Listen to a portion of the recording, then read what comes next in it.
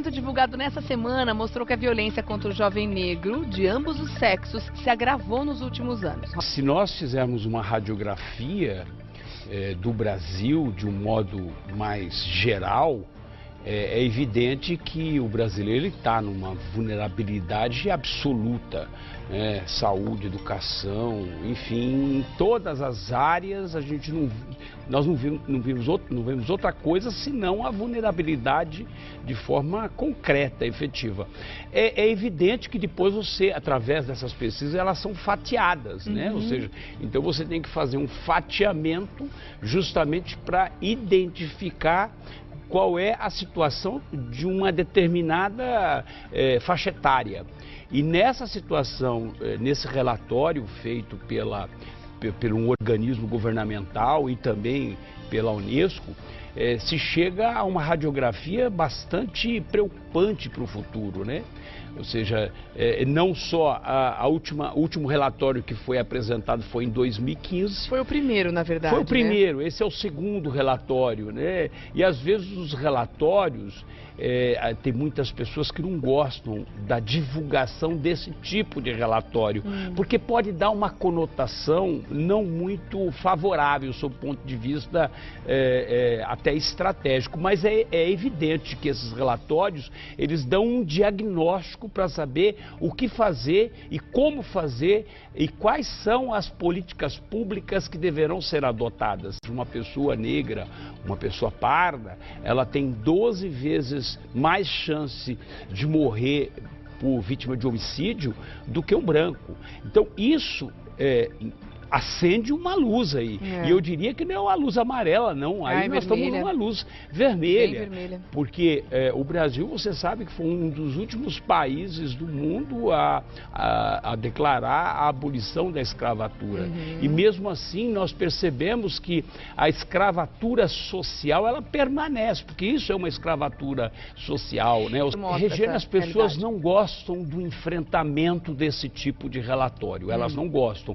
Elas acham que o próprio relatório já é preconceituoso. E, na verdade, as pessoas não devem entender dessa forma. Eu acho que o pior racismo, o pior preconceito é o velado. Né? Entendeu? Porque quando você tem um preconceito mais aberto, você vê que todas as vezes que um artista ou um jogador de futebol de uma certa forma, manifestada aquela violência, imediatamente as pessoas, elas se manifestam. Eu tenho um ditado que eu sempre utilizo. O paciente melhora com atenção. É verdade.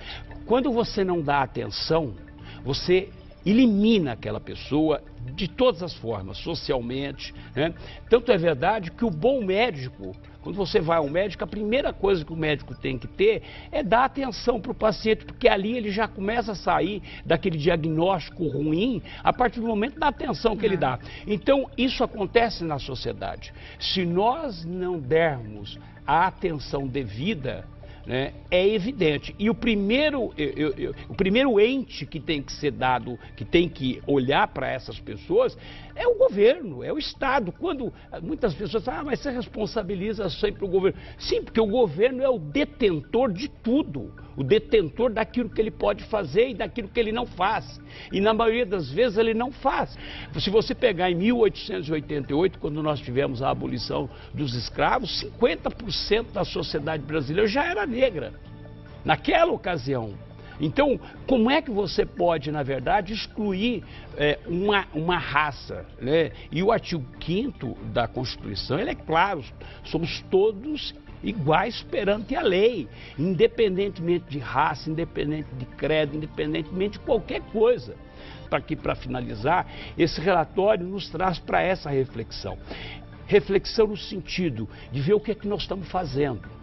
O que é que o Estado está fazendo e o que o Estado está deixando de fazer, que na maioria das vezes está fazendo. É óbvio.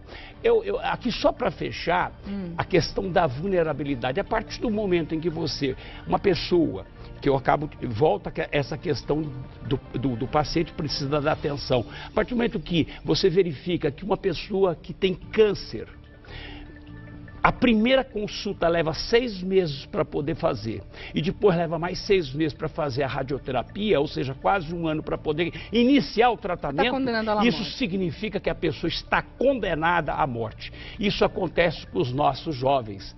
Os nossos jovens, eles estão, na verdade, condenados. Eles já nascem dentro dessa faixa etária, eles já, na verdade, nascem dentro de um preconceito e, sobretudo, já condenado a alguma coisa de ruim acontecer com eles.